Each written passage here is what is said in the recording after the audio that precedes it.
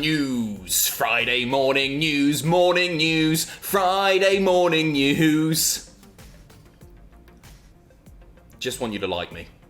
Let's take a look at the headlines. We have an update on what really happened with the SmackDown Hacker storyline. We've got an update on the return of live crowds at WWE events, and the Wednesday Night War ratings are in. We'll tell you more in a bit. Remember the SmackDown Hacker? You know, that pretty captivating storyline that kept us all tuning into the blue brand on Friday nights. And then, all of a sudden, it just stopped.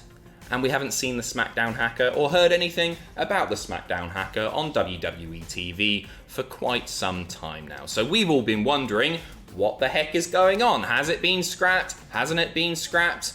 The only people that know, of course, are those in WWE. But reports have emerged in the last few hours as to, first of all, who it was going to be, and then second, what actually happened there and the kind of status of the storyline currently. So, you'll also remember reports that Mustafa Ali was the man who was going to be revealed as the SmackDown Hacker.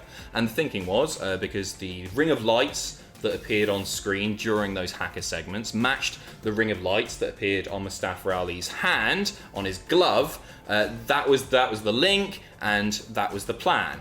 However, you may also remember reports from mid-last month that Ali had been drafted over to Raw. This happened quietly. WWE didn't announce this. They didn't even move his profile on WWE.com over from SmackDown to Raw. There were just reports from Mike Johnson of PW Insider. Well, as I say, in the past couple of hours, new reports have emerged from Ringside News that Mustafa Ali was moved over to Raw at his own request. And they state, we were told by a current WWE writer close to the situation that Ali wanted to be switched brands because he was tired of being ignored by Bruce Pritchard and Ed Koskey. So, Ali went over to Raw, and it's believed that the plan was to continue the Hacker storyline over on Raw. Heyman is a guy who saw huge amounts of potential, who was the head of creative at the time, of course, and has loved the work of Ali, reportedly.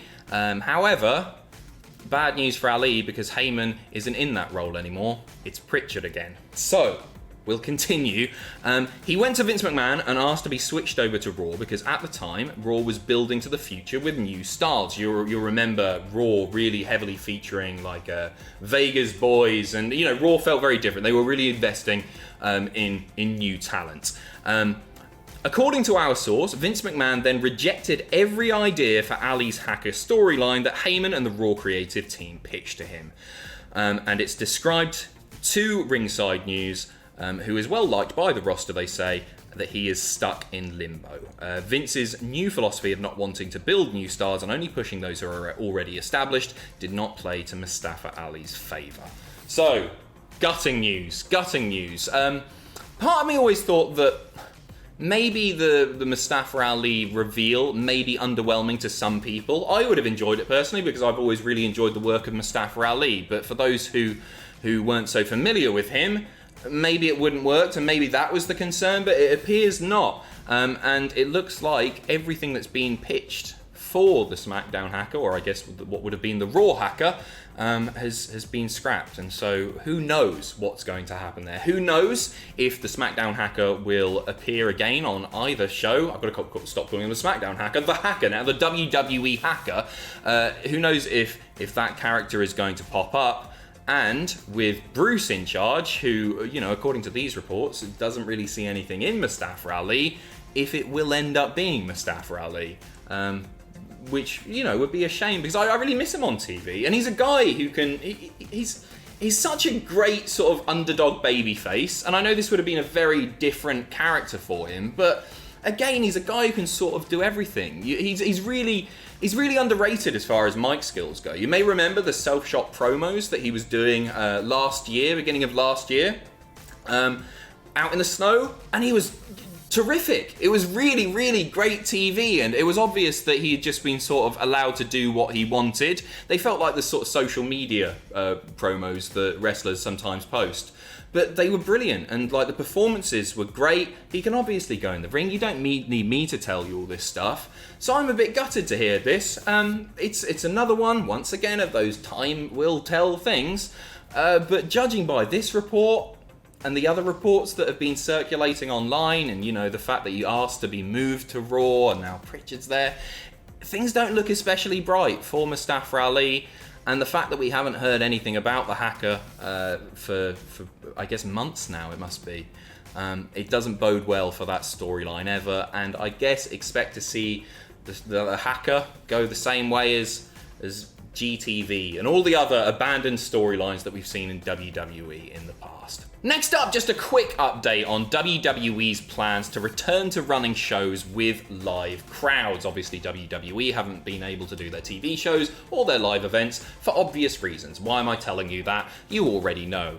You're a wrestling fan. Anyway, a quick update from the ever-reliable WrestleVotes, tweeting out earlier on today. Being told with SummerSlam off the table, WWE is now aiming for the end of September as a restart for live audiences. TBD. If you missed that one as well, it's as good as confirmed now that SummerSlam, the biggest party of the summer, will not be much of a party at all, except for the Performance Center and the NXT lads and lasses who are in the crowd having a bloody whale of a time with their masks on so they don't get fined. So yeah, it's this is very much like this could change at any moment. That's the plan currently, but this is by no means a dead cert to say that WWE is going to start doing proper shows with proper crowds at the beginning of September. If they're unable to do that for any legal reasons, or if the COVID situation gets worse, then that just won't happen. That's the current plan. Will it happen? We'll have to wait and see. Let's move on, shall we? It was a big old Wednesday night for both NXT and AEW this week, with NXT presenting the Great American Bash Part 2 and AEW presenting Fyter Fest Part 2. I don't know how they managed to schedule those shows at the same time, on the same night, 2 weeks in a row. What are the chances? It's just clumsy. Anyway, ratings are in. NXT defeating AEW this week. NXT with 759,000 people watching. AEW with 715,000 people watching. The war is heating up or something. Brian Alvarez commenting pretty much the exact same story as last week. NXT won total viewers. AEW won every demo except for the 50 pluses. The old fogies very much tuning in to NXT, and sorry if you're over 50 and watching this video. This is especially interesting this week because it was a bit of a weird one for NXT, wasn't it? They had a massive match, probably arguably the biggest match in NXT like weekly TV history. Both of the singles belts on the line, Keith Lee versus Adam Cole, and then the result was spoiled with that picture on Instagram, and we all knew that Big Keith was winning the belts. And they said that they taped two endings, but I think most of us knew that wasn't the case because they haven't been doing that elsewhere. They were just sort of trying to protect themselves. But it's a good thing because not only have they won the ratings war, if you want to call it that, this week, but they did so with people, knowing the result of that, which to me suggests that people are really invested in Keith Lee. And I guess it's similar to Mick Foley winning the WWE title as Mankind back in 1999 when it was ruined on WCW. They spoiled it, Schiavone saying, oh, that'll put butts in seats and all that, and then it did. Well, everybody tuned over to watch Mick Foley win the title, and I guess it's a similar thing. People just wanted to see that massive moment for Keith, so they tuned into NXT. So there you go. Chris Jericho shook. He tweeted out, stoked to say that AEW won the ratings demo war again last night. You're welcome. Thumbs up. #truth. I don't know if that's kayfabe or not. Tony Khan tweeting, thank you to all who helped make Fyter Fest on AEW Dynamite a huge success these past 2 weeks, especially the fans, wrestlers and crew. We finished in the top 7 in the 18 to 49 demo in the past 2 weeks, and last night our best 18 to 34 audience since March. Number 2 last night in the 12 to 13, 12 to 34 males as well. I If I was, you know, we talk about these things for a living, obviously, but if I was just a fan watching the shows, I don't think I'd care that much. I find ratings really, really interesting, but these tweets and all this pettiness, it sort of reminds me of WWE's, you know, remember they still do the time actually, the Did You Know? And then they would flaunt their social media following or their TV ratings or any of those things. And I always just thought, I'm not that bothered. I just want to sort of see the wrestling. I'm not bothered about the bragging, the squabbling, and all of that stuff. So anyway, the war rolls on. Cool.